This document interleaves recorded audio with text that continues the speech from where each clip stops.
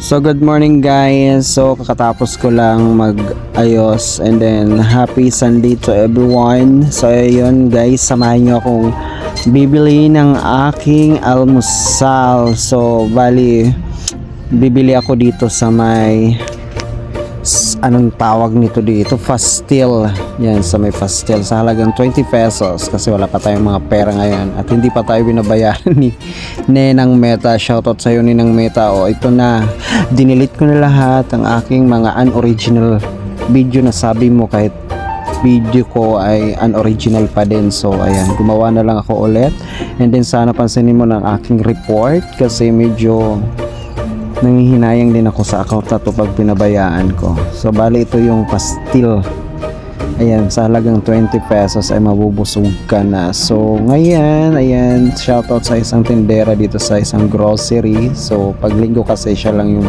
bukas, tapos yung katapat ay sarado yan siya. So ito na yung pastil.